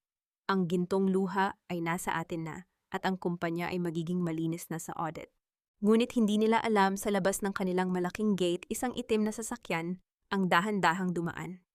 Sa loob nito si Trina ay nakatingin sa mansyon, ang kanyang mga mata ay walang emosyon. Sa kanyang kamay ay hawak niya ang isang invitation card para sa gala bukas. Isang lihim na ngiti ang sumilay sa kanyang mga labi nang makatanggap siya ng mensahe mula sa kanyang tauhan. "The trap is set, madam. The auditors are ready." Ngunit ang mas malaking sorpresa ay hindi ang tungkol sa pera. May isang tao sa nakaraan ni Doña Teodora na matagal na niyang ibinaon sa limot, at ang taong iyon ay kasalukuyang kausap ni Trina sa loob ng penthouse. "Handa ka na bang harapin ang babaeng sumira sa buhay mo?" tanong ni Trina sa aninong nasa sulok ng silid. Akala nila ay hawak na nila ang aking leeg, ngunit hindi nila alam na ang bawat paghigpit ng kanilang kapit ay siya ring magiging sanhi ng kanilang pagkakalunod. Ang boses ni Trina ay tila isang malamig na bulong ng hangin sa gitna ng gabi. Nakatayo siya sa tapat ng malawak na bintana ng penthouse, pinapanood ang mga ilaw ng lungsod na tila mga munting hiyas na nagkukubli sa dilim. Sa kanyang likuran, nakaupo sa isang silya si Mr. Santiago, ang dating accountant ng mga ilustre na inakala ng lahat na nawala na o nagtago sa ibang bansa matapos madiskubre ang maruming operasyon ng pamilya. "Miss Trina, sigurado ka ba sa gagawin natin?" Kapag natunugan ni Doña Teodora na narito ako, hindi siya magdadalawang isip na tapusin ang sinimulan niya. Ang boses ni Mr. Santiago ay nanginginig, bakas ang takot na iniwan ng nakaraan. Lumingon si Trina, ang kanyang mukha ay nababalot ng anino. "Huwag kang mag-alala, Mr. Santiago. Sa pagkakataong ito, tayo ang may hawak ng baraha. Ang bawat takot na naramdaman mo noon ay babalik sa kanila ng 10 ulit." Kinabukasan sa Mansyon Ilustre, tila may isang malaking pagdiriwang na nagaganap. Si Vanessa at Doña Teodora ay abala sa pag-aayos ng kanilang mga gamit para sa gaganaping fundraising gala. Ang hangin sa loob ng bahay ay puno ng halakhak at kumpiyansa. Tila ba ang pagkakaaresto kay Trina ay ang huling hadlang na matagumpay nilang nalampasan. "Tita, look at this. Dumating na ang papeles mula sa public defender ni Trina." sabi ni Vanessa, habang iwinawagayway ang isang asul na folder. Gusto raw makipagsettle ng pobreng babae. Pipirmahan daw niya ang lahat ng documents na maglilipat ng mga assets niya sa atin basta i-withdraw lang natin ang kaso. Isang mapanuyang tawa ang kumawala kay Doña Teodora habang tinitingnan ang kanyang sarili sa salamin. See, I told you, Vanessa, ang mga taong galing sa putik, kapag natikman ang lamig ng rehas, madaling bumibigay. Sign it. Of course, pipirmahan natin ang settlement na iyan. Pero pagkatapos nating makuha ang gusto natin, hahayaan pa rin natin siyang mabulok sa kulungan. Wala akong balak bawiin ang demanda. You're so brilliant, tita. This is hitting two birds with one stone, sagot ni Vanessa habang binubuksan ang pen. Hindi nila alam ang dokumentong nasa harap nila ay hindi isang pagsuko mula kay Trina. Sa ilalim ng mga technical na salita sa wikang Ingles na hindi nila binasang mabuti, dahil sa labis na kasakiman, nakasaad ang pag-amin sa lahat ng utang ng pamilya Ilustre sa Herrera Holdings. Ang pagpirma nila sa settlement na iyon ay ang formal na pagkilala na ang lahat ng kanilang ari-arian ay nakasanla na sa kumpanya ni Trina. I check mo rin kung nasaan si Dado. Kanina ko pa siya hindi nakikita, utos ng matanda. Nasa garden po, tita. Parang malalim ang iniisip na. Sagot ni Vanessa. Sa labas nakatayo si Dado, sa ilalim ng puno ng mangga, ang kanyang mga mata ay nakatitig sa kawalan. Hindi niya maalis sa kanyang isipan ang huling tingin ni Trina bago ito isakay sa sasakyan ng pulis. Isang bahagi ng kanyang loob, ang tila kumikirot, isang uri ng pagsisisi na pilit niyang ibinabaon sa ilalim ng kanyang pagiging ilustre. Ngunit ang kanyang katahimikan ay naputol nang dumating ang isang courier. Inabutan siya nito ng isang maliit na sobre na walang pangalan ng nagpadala. Nang buksan niya ito, isang litrato, ang nalaglag isang ultrasound image na may petsang kahapon at sa likod nito ay may nakasulat na mga salita sa pulang tinta. Ang dugong nananalaytay sa kanya ay hindi magiging sumpa tulad mo. Nabitawan ni Dado ang litrato. Ang kanyang puso ay nagsimulang tumibay ang takot. Trina! Bulong niya. Mabilis niyang tinawagan ang presinto, ngunit ang sagot na nakuha niya ay lalong nagpakaba sa kanya. Sir, wala na po rito si Trina Herrera Ilustre. Nakalabas na po siya kagabi matapos mag-post ng bail ang isang malaking legal firm. Sa kabilang dako sa isang mamahaling beauty salon sa loob ng isang 5-star hotel, nakaupo si Trina habang inilalagay ang huling touch ng makeup sa kanyang mukha. Ang kanyang suot na gown ay kulay ginto, tila isang baluti na kumikinang sa ilalim ng mga ilaw. Miss Trina, handa na po ang sasakyan, sabi ni Attorney Manuel habang nakatayo sa may pintuan.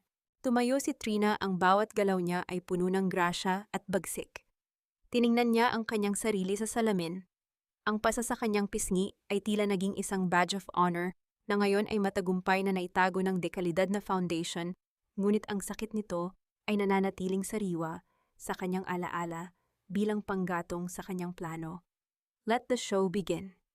Sabi ni Trina, ang kanyang boses ay walang bakas ng emosyon. Habang naglalakad siya palabas, hindi niya napansin na sa di kalayuan si Vanessa ay kasalukuyang pumasok sa hotel para sa isang pre-gala meeting. Nagkatagpo ang kanilang mga paningin sa malaking salamin ng lobby. Napahinto si Vanessa, ang kanyang bag ay muntik ng malaglag sa sahig. Ang babaeng nakita niya ay hindi ang gusgusin at basag na Trina na iniwan nila sa presinto. Ang nakita niya ay isang diyosa ng kapangyarihan na tila handang lamunin ang lahat ng haharang sa kanyang landas. Trina, kat bulong ni Vanessa, ang kanyang boses ay nanginginig sa takot at gulat. Ngunit bago pa man siya makakilos, mabilis na sumakay si Trina sa loob ng isang limousine na may flag ng mga Herrera. Ang tunog ng pagsara ng pinto ay tila isang hatol na nagsasabing huli na ang lahat para sa kanila. Isang pagkakamali ang batang iyan, Trina. At sa pamilyang Ilustre, hindi kami nagpapanatili ng mga pagkakamali. You have to get rid of it. Ngayon din, bago pa malaman ng publiko na ang isang magnanakaw ay magdadala ng tagapagmana ng aming pangalan.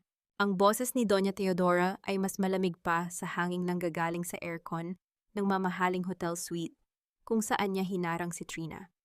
Ang matanda ay nakatayo ng tuwid, ang kanyang mga mata ay walang bakas ng awa, tila ba ang buhay na tinutukoy niya ay isang dumi lamang sa kanyang sapatos na kailangang punasan. Kakalabas lang ni Trina mula sa lobby nang abutan siya ng matanda. Akala ni Doña Teodora ay muli niyang masisindak ang dalaga na ang kapangyarihan niya bilang isang ilustre ay sapat na upang payukuin muli ang babaeng inakala niyang wala nang matatakbuhan. Ngunit hindi niya alam na ang bawat salita niya ay tila isang pako na lalong nagpapatibay sa kabaong na paglilibingan ng kanyang sariling dangal. Dahan-dahang ibinaba ni Trina ang kanyang tingin sa kanyang tiyan. Ang kanyang kamay ay automatikong humaplos sa bahagi kung saan nararamdaman niya ang isang mahinang pintig, ang munting buhay, na sa kabila ng lahat ng gulo ay pilit na kumakapit. Sa loob ng 6 na buwan, tiniis niya ang lahat ng panlalait at pagod para sa pamilyang ito, ngunit ang hilingin na kitlin ng sarili niyang anak ay ang hangganang hinding-hindi niya lalagpasan. Pagkakamali, bulong ni Trina ang kanyang tinig ay mababa, ngunit puno ng bagsik. Ang tanging pagkakamali rito, Doña Teodora, ay ang akalain ninyong may karapatan kayong magdesisyon para sa buhay ko at ng anak ko. Isang mapait na tawa ang kumawala sa mga labi ni Doña Teodora. Lumapit siya kay Trina, ang amoy ng kanyang mamahaling pabango ay tila isang nakakasulasok na paalala ng lahat ng pait na dinanas ng dalaga sa loob ng mansyon. Huwag kang magmalaki, I am giving you a choice. Ipalaglag mo ang batang iyan at pipirmahan ko ang settlement na magpapalaya sa iyo sa kaso. Kung hindi sisiguraduhin ko na sa loob ng selda ka magluluwal at ang anak mo ay mapupunta sa isang ampunan na hindi mo kailanman matatagpuan. Decide, Trina. Your freedom or that unwanted burden in your womb. Sa sandaling iyon, naramdaman ni Trina ang isang matinding pait sa kanyang lalamunan. Ang imahe ni Dado na tumatalikod sa kanya sa presinto ay muling naglaro sa kanyang isipan. Ang lalaking dapat ay nagprotekta sa kanila ay kasabwat ng diablong nasa harap niya. Ang bawat hibla ng kanyang pag-ibig ay tuluyan ng naging abo at mula sa abong iyon ay sumibol ang isang matinding determinasyon. Ang anak ko ay hindi burden, sabi ni Trina habang tinititigan ng diretso ang matanda. Siya ang dahilan kung bakit hindi ninyo ako kailanman mapapabagsak.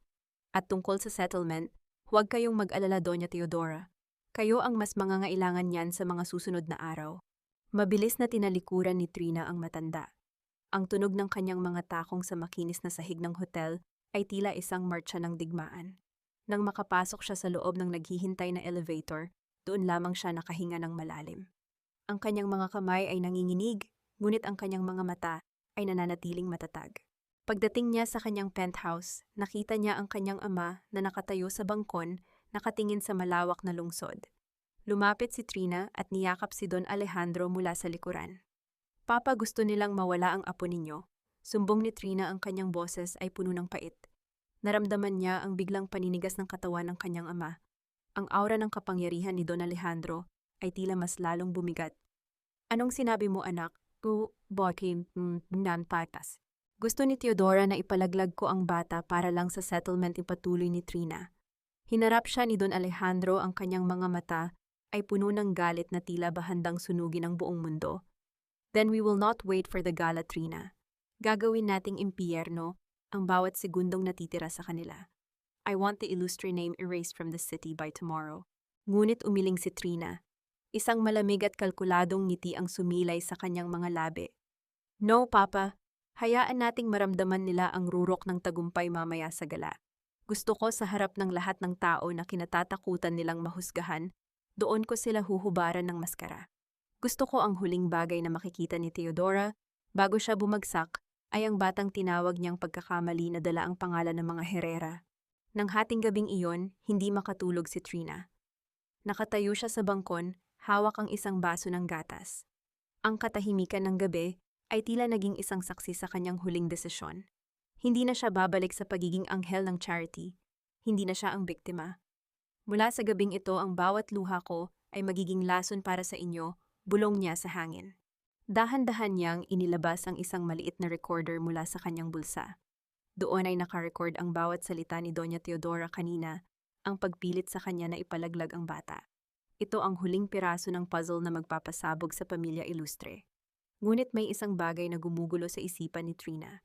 May isang lihim na binanggit si Mr. Santiago tungkol sa tunay na ama ni Dado. Isang lihim na maaaring magpabago sa buong pundasyon ng pamilya Ilustre. Attorney Manuel, tawag niya sa kanyang abogado sa kabilang linya.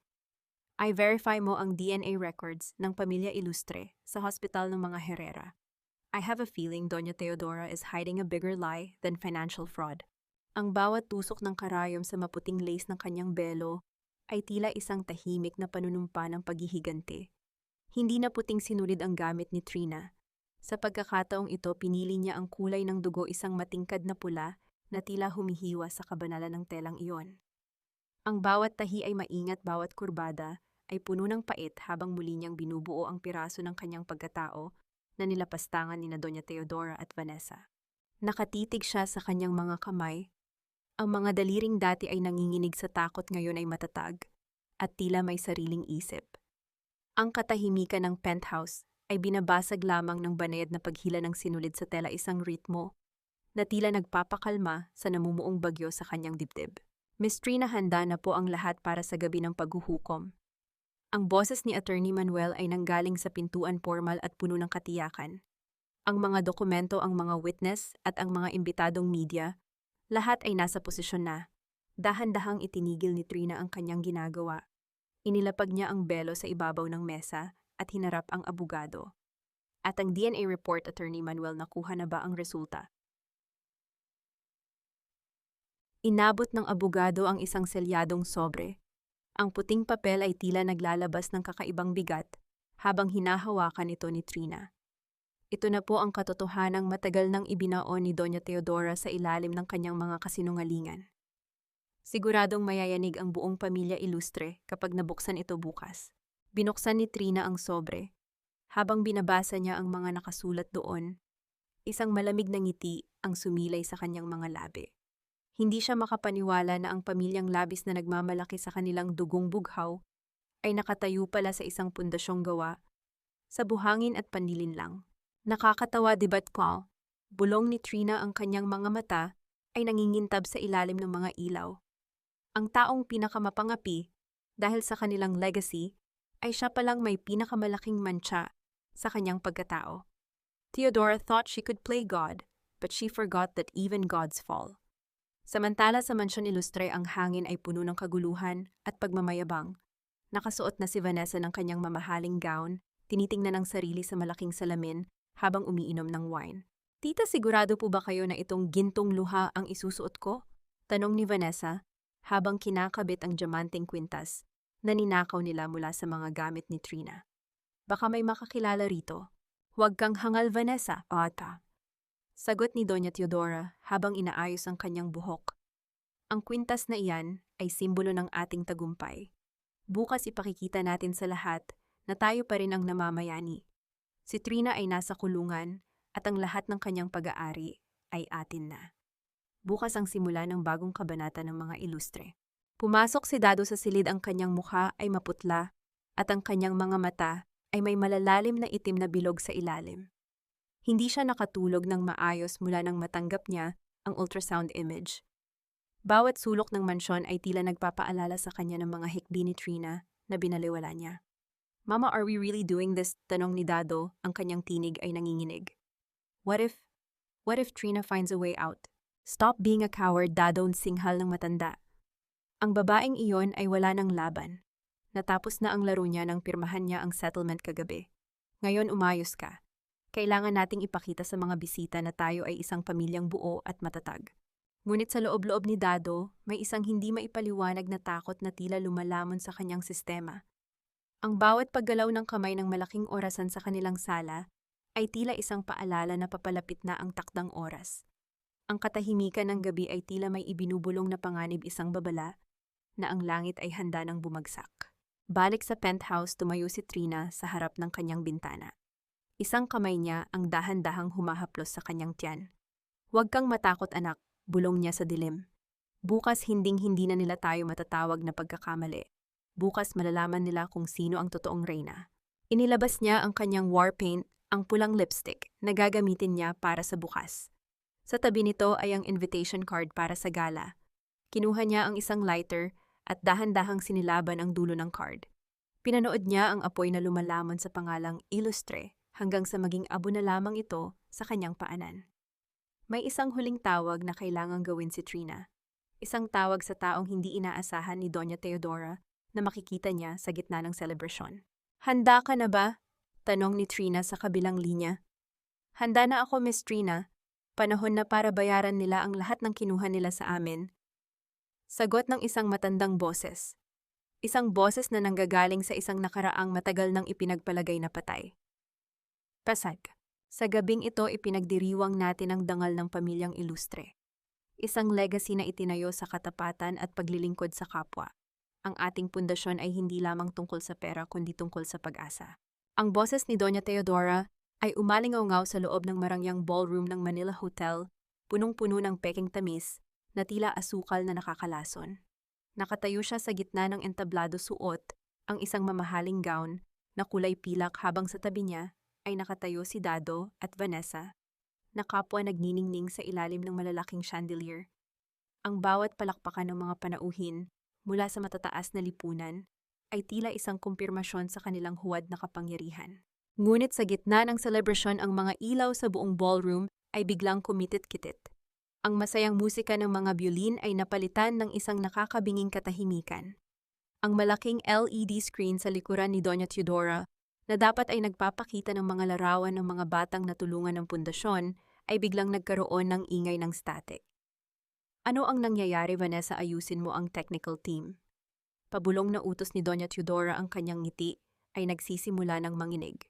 Bago pa man makakilos si Vanessa, isang boses ang pumutol sa kadiliman, isang boses na nanggagaling sa mga speaker, malinaw, malamig at puno ng pait. Ipabura mo ang batang iyan, Trina, at pipirmahan ko ang settlement na magpapalaya sa iyo. Kung hindi, sisiguraduhin ko na sa loob ng selda ka magluluwal. Decide, your freedom or that unwanted burden in your womb. Ang buong ballroom ay tila naging isang malaking nitso.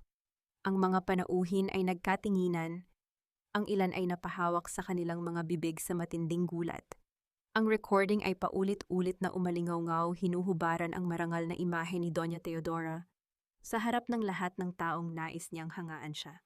Kasunod nito, ang screen ay nagpakita ng mga dokumento, mga bank transfer mula sa charity fund patungo sa mga personal na account ni Dado at Vanessa, mga audit report na may mga pulang marka ng corruption. At ang pinakamatindi, ang larawan ng isang peking pirma ni Trina sa tabi ng orihinal na pirma nito. Hindi totoo yan, sinisiraan lang kami. Sigaw ni Vanessa. Ang kanyang boses ay pumiyok sa takot. Sa sandaling iyon, ang malaking pintuan ng ballroom ay dahan-dahang bumukas. Isang matinding liwanag mula sa pasilyo ang pumasok at doon sa gitna ng liwanag lumitaw ang isang figura na tila isang reynang nagbabalik mula sa digmaan. Suot ang isang gown na kulay ginto na tila kumikinang sa bawat hakbang, naglakad si Trina papasok. Ngunit ang kumuha ng atensyon ng lahat ay ang kanyang belo.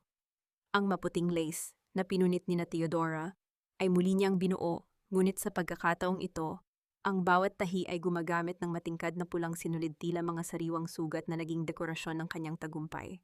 Ang bawat pagtama ng kanyang takong sa makintab na sahig ay tila isang hatol ng kamatayan para sa mga ilustre.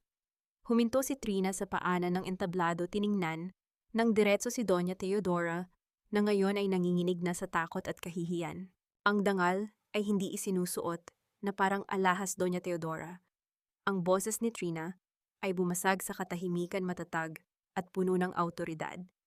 Ang dangal ay pinaghihirapan at ang legacy na ipinagmamalaki ninyo, isang malaking kasinungalingan na itinayo sa ibabaw ng mga pangarap na ninakaw ninyo. Trina, paano? Nauutal na tanong ni Dado. Ang kanyang mukha ay kasing puti ng papel.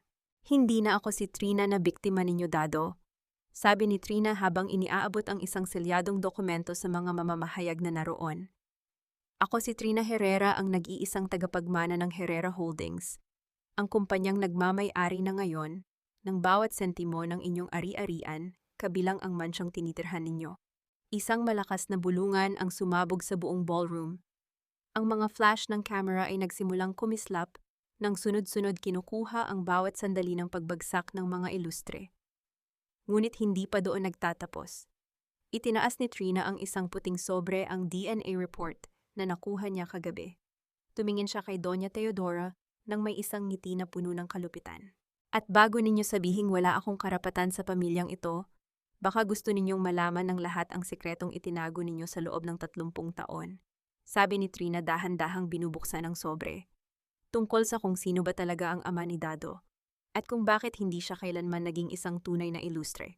Napaupo si Doña Teodora sa sahig, ang kanyang mga kamay ay nakahawak sa kanyang dibdib habang pilit na humihinga. Ang hiya na palagi niyang ginagamit laban kay Trina ay ngayon ay bumabalik sa kanya bilang isang malaking tsunami na handang lumamon sa kanyang buong pagkatao. Sino ka ba talaga? Bulong ni Dado ang kanyang tinig ay halos hindi marinig sa gitna ng kaguluhan. Tumingin si Trina sa kanya, ang kanyang mga mata ay walang bakas ng pag-ibig, kundi isang malalim na pagkaawa. Ako ang babaeng sinira ninyo, at ako ang babaeng tatapos sa inyo. Ang bawat titik sa papel na ito ay hindi lamang tinta at dumi, kundi isang hatol ng kamatayan para sa inyong huwad na kayabangan. Akala ninyo ay hawak ninyo ang buong mundo dahil sa dugong dumadaloy sa inyong mga ugat, nagkakamali kayo. Ang boses ni Trina ay tila isang matalim na espada na humihiwa sa makapal na tensyon sa loob ng ballroom. Dahan-dahan niyang binitiwan ang papel mula sa kanyang kamay. Ang puting dokumento ay dahan-dahang lumipad sa hangin bago lumapag sa paanan ni Dado. Sa gitna ng katahimikan, tanging ang tunog ng paghinga ng mga taong naroon ang maririnig. Nanginginig ang mga kamay ni Dado habang pinupulot ang papel. Habang binabasa niya ang mga resulta, ang kanyang mukha ay nawalan ng kulay. Tila ba ang lahat ng dugo sa kanyang katawan ay biglang natuyo. Ang bawat salita doon, ang 0% probability ng pagiging anak ng yumaong Don Ilustre, ay tila isang malakas na dagok na nagpaguho sa kanyang buong pagkatao. Hindi ito maaari. Mama, ano ito? Ang tinig ni Dado ay basag puno ng pagkalito at takot habang nakatingin kay Doña Teodora. Napaupo sa sahig ang matanda, ang kanyang mamahaling gown ay nakakalat sa paligid niya na parang mga basahan. Ang kanyang mga mata ay nananatiling nakatitig sa kawalan. Ang kanyang bibig ay bahagyang nakabukas, ngunit walang tunog na lumalabas. Ang hiya na palagi niyang ginagawang sandata laban sa iba ay ngayon ay naging isang malaking bato na dumadagan sa kanyang dibdib. Ang sikretong itinago niya sa loob ng 3 dekada, ang kanyang pakikipagrelasyon sa dating driver ng pamilya, ay ngayong nakabukas na sa harap ng buong lipunan. The DNA doesn't lie, Dado, sabi ni Trina, ang kanyang mga mata ay puno ng matinding puot, ngunit may bahid ng pagkaawa. You are not an Ilustre. You are just a son of a fraud raised by a woman who valued a name more than a human soul. At ikaw, Vanessa, ang pakikipagsabuatan mo sa kanila ay may katumbas na presyo. Kasabay ng kanyang mga salita, ang malaking pintuan ng ballroom ay muling bumukas. Sa pagkakataong ito, hindi mga bisita ang pumasok, kundi mga tauhan ng National Bureau of Investigation, NBI, at mga pulis. Ang tunog ng kanilang mga sapatos sa makintab na sahig ay tila isang marcha ng katarungan na hindi na mapipigilan. Doña Teodora Ilustre, Dado Ilustre, at Vanessa Lozano Cayo ay inaresto sa kasong plunder, money laundering at falsification of public documents. Ang boses ng opisyal ay umalingaw-ngaw sa buong ballroom, malamig at walang kompromiso. Nagsimulang magkagulo ang mga bisita. Ang mga flash ng camera ay tila mga kidlat na walang tigil sa pagtama sa 3 taong dati ay tinitingala, ngunit ngayon ay kinatatakutan at kinamumuhian. Naramdaman ni Dado ang malamig na bakal ng posas na isinasara sa kanyang mga kamay. Tumingin siya kay Trina, umaasang makakita ng kahit katiting na habag, ngunit ang tanging nakita niya ay ang refleksyon ng sarili niyang kataksilan. Trina, please, help me, Tata. Pabulong na pagsusumamo ni Dado habang hinihila siya ng mga pulis. Tiningnan siya ni Trina ng diretso sa mga mata. You chose your path, Dado. You chose silence over the truth and greed over our child. Ngayon harapin mo ang dilim na ikaw mismo ang gumawa. Si Vanessa ay nagsimulang sumigaw at magwala pilit na kumakawala sa mga pulis, habang ang kanyang diamanteng kwintas, ang gintong luha, ay nalaglag at gumulong sa sahig. Ang hiyas na pinag-awayan nila ay ngayon ay isa na lamang piraso ng bato na walang halaga sa gitna ng kanilang pagkawasak. Habang hinihila palabas ang mga Ilustre, dumaan sila sa tapat ni Don Alejandro Herrera. Ang ama ni Trina ay nakatayo ng tuwid, ang kanyang kamay ay nakapatong sa balikat ng kanyang anak. Ang kanyang presensya ay tila isang pader ng proteksyon na kailanman ay hindi matitibag ng anumang pananakot. Ilang taon ninyong inapi ang anak ko dahil sa akalang wala siyang panama sa inyo. Ang boses ni Don Alejandro ay mababa ngunit may bigat ng isang hari. Ngayon malalaman ninyo kung ano ang pakiramdam ng mawalan ng lahat. Ang pangalang Ilustre ay buburahin ko sa kasaysayan ng negosyo sa bansang ito. Nang mailabas na ang mga inaresto ang ballroom, ay muling binalot ng katahimikan. Ang mga bisita ay nagsimulang mag-alis. Ang ilan ay nagbubulungan pa rin tungkol sa iskandalong kanilang nasaksihan. Naiwan si Trina sa gitna ng entablado. Ang kanyang pulang tahing belo ay nakalaylay sa kanyang likuran. Huminga siya ng malalim. Ang bawat hangin na pumasok sa kanyang baga ay tila mas masarap at mas malinis. Ang bigat na dinadala niya sa loob ng maraming buwan ay tila biglang naglaho. Lumapit sa kanya si Nana Rosa, ang matandang mayordoma na palihim na tumulong sa kanya. Hinawakan ng matanda ang kanyang kamay at pinisil ito. Tapos na, Trina, tapos na ang pagdurusa mo. Tumango si Trina, ang kanyang mga mata ay nagsisimulang mangilid ang luha, ngunit sa pagkakataong ito, hindi ito luha ng sakit, kundi luha ng paglaya. Tumingin siya sa kanyang ama at pagkatapos ay sa kanyang tiyan. Hindi pa ito ang huli na Rosa. Sabi ni Trina, ang kanyang boses ay puno ng bagong pag-asa. Ito pa lang ang simula ng aming buhay ng anak ko. Isang buhay na walang anino ng mga ilustre. Habang naglalakad siya palabas ng hotel, hindi na siya ang babaeng nakayuko. Sa bawat hakbang niya, ang gintong gown niya ay sumasalamin sa liwanag ng buwan, tila isang bagong umaga na handa ng sumikat matapos ang pinakamahabang gabi. Ang dingding na gawa sa malamig na semento ay hindi kailanman magiging kasing tigas ng iyong puso, Theodora.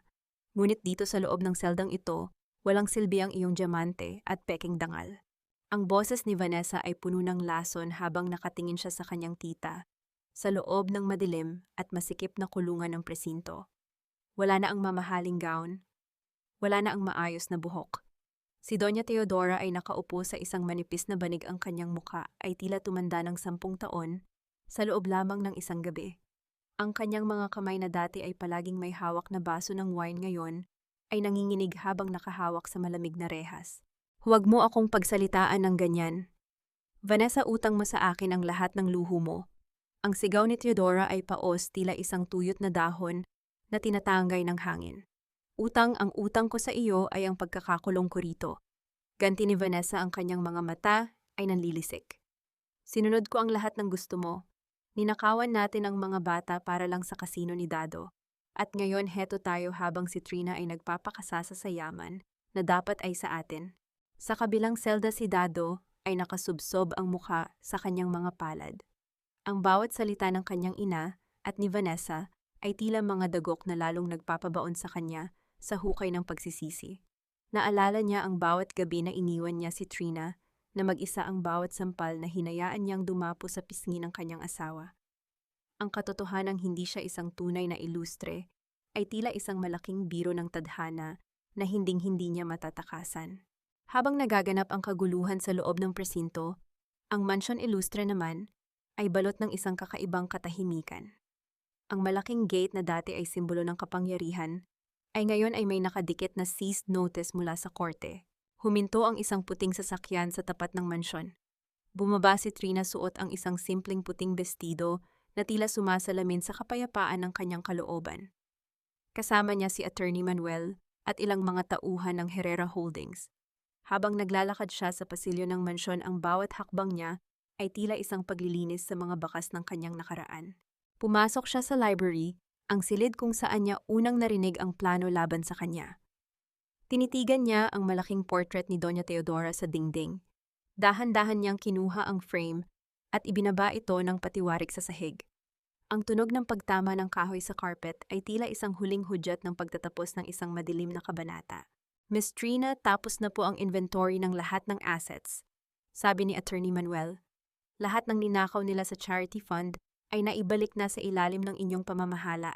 Ang mansyong ito ay maaari na nating ibenta o gawing isang foundation center, depende sa inyong kagustuhan. Gawin nating shelter para sa mga inang biktima ng pang-aabuso, Attorney Manuel. Sagot ni Trina, ang kanyang boses ay malumanay ngunit may paninindigan. Gusto kong ang bawat sulok ng bahay na ito na naging saksi sa aking pagluha ay maging saksi naman sa pagbangon ng ibang mga babae. Isang golden moment ang naganap nang pumasok si Trina sa lumang kusina. Doon sa ilalim ng lababo, nakita niya ang kanyang lumang sewing kit, ang maliit na kahon kung saan niya itinago ang mga pira-pirasong tela ng kanyang pinunit na belo. Kinuha niya ang karayom na may bakas pa ng tuyong dugo mula sa kanyang mga daliri noong gabing tinatahi niya ang kanyang paghihiganti. Nginitian niya ang maliit na bagay na iyon.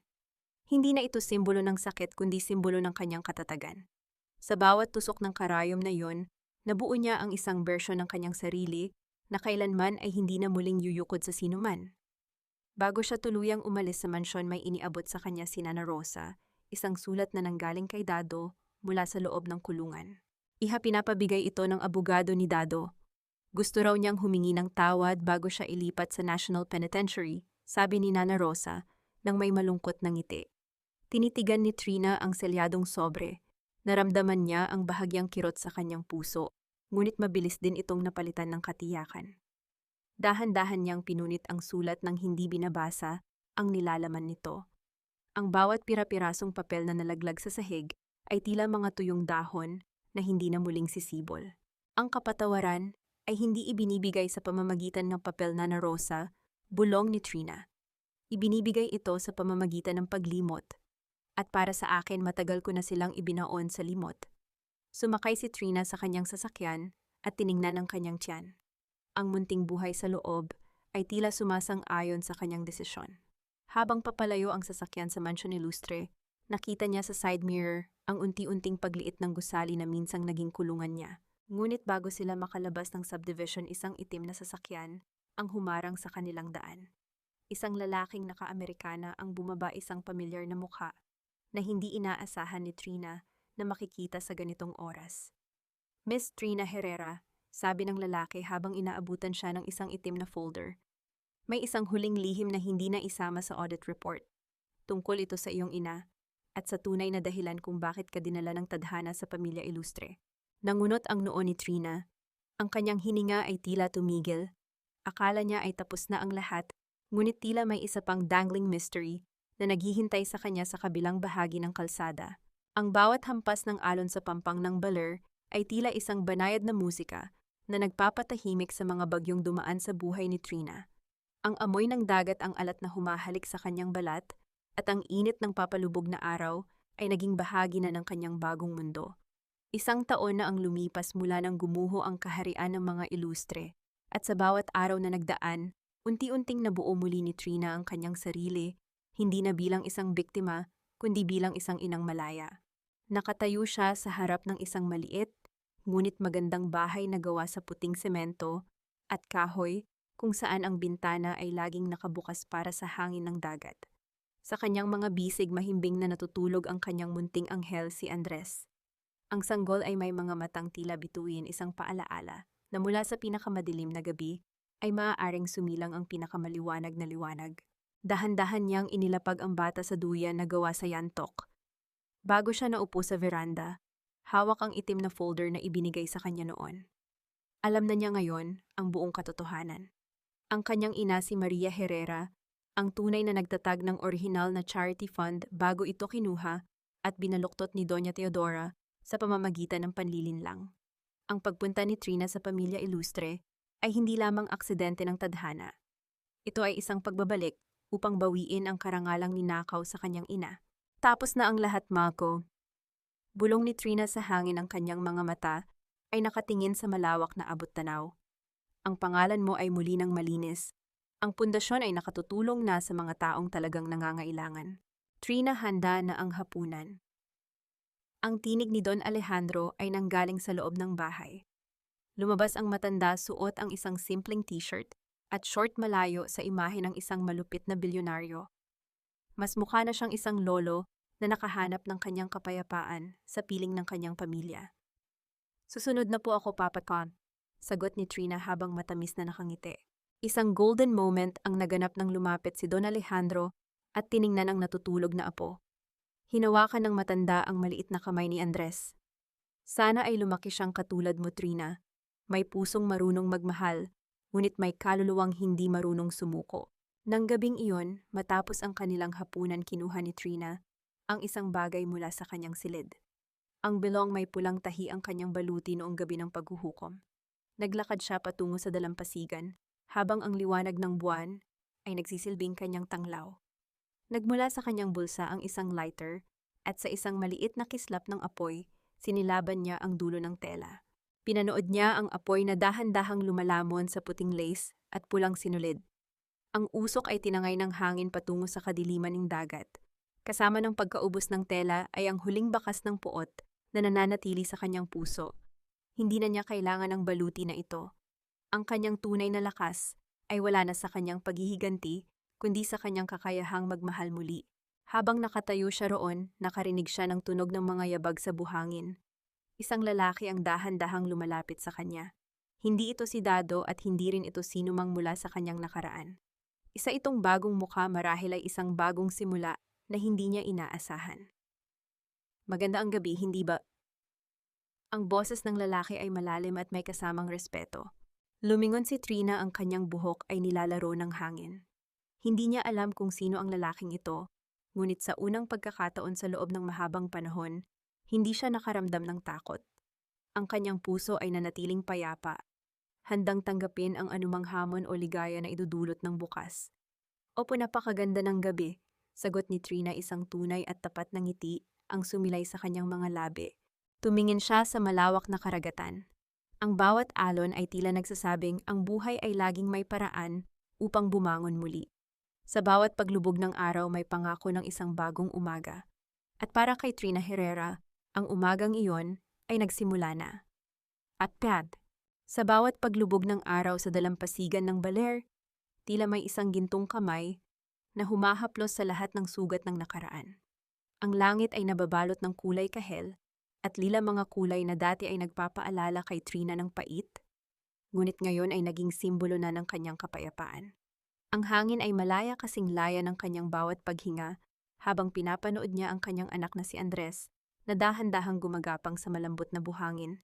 Ang tanong na palaging bumabagabag sa kanya noon, kung makakaya ba niyang magpatawad, ay mayroon na ngayong kasagutan.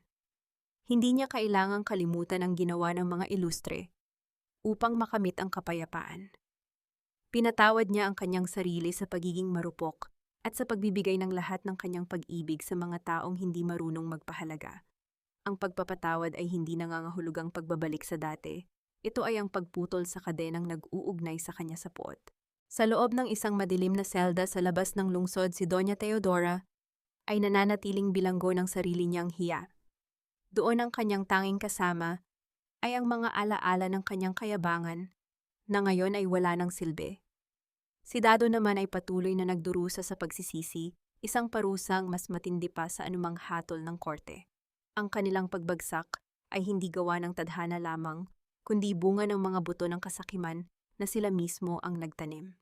Ngunit para kay Trina, ang katarungan ay hindi lamang ang pagkakalulong ng kanyang mga kaaway. Ang tunay na katarungan ay ang makita ang mga batang dating ninanakawan ng pamilya ilustre na ngayon ay may maayos na paaralan at sapat na pagkain sa ilalim ng Herrera Maria Foundation. Ang bawat ngiti ng mga batang iyon ay tila isang tahi ng pag-ibig na bumubuo sa punit-punit na belo ng kanyang buhay. Mama, tignan mo po, ang munting boses ni Andres ay bumasag sa kanyang malalim na iniisip. May hawak ang bata na isang maliit na kabibe na kumikinang sa ilalim ng huling sinag ng araw. Kinuha ni Trina ang kabibe at hinalikan ang noo ng kanyang anak. Napakaganda, Andres, katulad mo. Ang aral na nais iwan ng kanyang kwento sa sinumang nakikinig ay simple lamang. Ang dangal ng isang tao ay hindi nasusukat sa yaman sa pangalan o sa ganda ng damit pangkasal. Ang tunay na dangal ay matatagpuan sa lakas ng loob na tumayo muli matapos ang bawat pagkakataon na tayo ay itinumba. Na sa gitna ng kawalang katarungan, ang katotohanan ay palaging may paraan upang lumabas at ang pag-ibig na totoo ay hindi kailanman manghihingi ng pagsasakripisyo ng sariling dignidad. Lumakad si Trina patungo sa kanyang ama, si Don Alejandro, na naghihintay sa tapat ng kanilang pintuan. Habang papalayo sila sa pampang, ang mga bakas ng kanilang mga paa sa buhangin ay dahan-dahang binubura ng tubig dagat. Ang lahat ng dumi at pait ay tinatangay na ng alon patungo sa malayo, iniiwan ang dalampasigan na malinis, payapa at handa para sa susunod na umaga. Hindi na siya ang Trina na nanahinang belo sa dilim. Siya na si Trina Herrera, isang inang puno ng pag-asa, isang anak na nagbigay ng karangalan, at isang babaeng natutong mahalin ang sarili bago ang sinuman. Sa pagitan ng langit at dagat ang kanyang kwento ay natapos na ng may tagumpay, isang tagumpay na hindi kailanman mananakaw ng kahit na sinong ilustre. Ang gabi ay dahan-dahang lumalalim, ngunit sa puso ni Trina ang liwanag ay hinding-hindi na muling mamamatay. Hayaang tangayin ng bawat alon ang mga huling bakas ng pait. Dahil sa dulo ng mahabang gabi, ang sikat ng araw sa dalampasigan ay laging nakalaan para sa mga marunong maghintay at lumaban. Dito nagtatapos ang paglalakbay ni Trina, isang babaeng nahanap ang sarili sa gitna ng pagkawasak. Mga mahal kong tagapakinig, kumusta kayo? Maraming salamat sa pagsama sa amin sa bawat kabanata ng buhay ni Trina. Aaminin ko sa inyo habang binubuo ko ang kwentong ito, lalo na sa bahaging pinunit ni na Teodora, ang bilong pinagpuyatan ni Trina, at ang walang awang pagtalikod sa kanya ni Dado, ay parang ramdam ko rin ang bawat hapdi ng sampal at ang bigat ng kawalang katarungan. Ang bawat tahina nilikha ni Trina ay boses ng napakaraming babae sa labas na patuloy na lumalaban sa kabila ng sakit. Ang kwentong ito ay hango sa mga totoong damdamin at karanasan ng mga taong piniling bumangon mula sa abo ng kanilang nakaraan. Ito ay bunga ng malalim na pagninilay sa halaga ng ating dangal. Isipin ninyo ang inyong buhay na parang belo ni Trina. Maaaring punit-punit na tayo ng mga pagsubok at kataksilan, ngunit huwag nating kalimutan na ang mga pulang tahi ng ating katatagan ang siyang gagawa sa atin na mas matibay at mas maganda. Ang bawat sugat na natamo natin ay hindi kapintasan kundi isang obra maestra ng ating tagumpay. Kung kayo ang nasa kalagayan ni Trina, itatapon niyo rin ba ang sulat ni Dado nang hindi binabasa? O bibigyan niyo pa siya ng pagkakataong makahingi ng tawad? Gusto ko ring malaman, nasaan po kayo ngayon habang pinapakinggan ang kwentong ito? Nagluluto ba kayo ng hapunan para sa pamilya? Naglalaba o marahil ay nagpapahinga matapos ang isang mahabang araw ng pagtatrabaho? Ibahagi ninyo ang inyong mga saloobin sa comment section sa ibaba. Dahil dito sa ating munting komunidad, ang bawat boses ninyo ay mahalaga at laging may nakikinig. Huwag din niyo pong kalimutang i-like at i-share ang video na ito sa inyong mga kaibigan upang mas marami pa tayong pusong maabot at mabigyan ng inspirasyon. Pagpalain kayo ng may kapal at naway manatili kayong matatag sa inyong sariling dalampasigan. Hanggang sa susunod nating paglalakbay sa mundo ng mga kwentong hitik sa aral at damdamin. Pamagat ng kwento ang pulang tahi ng dangal. Ang pagbangon ni Trina Herrera Paunawa. Ang lahat ng mga karakter at sitwasyon sa kwentong ito ay pawang katang-isip lamang na nilikha para sa layuning magbigay ng libangan at maghatid ng positibong mensahe sa ating mga tagapakinig.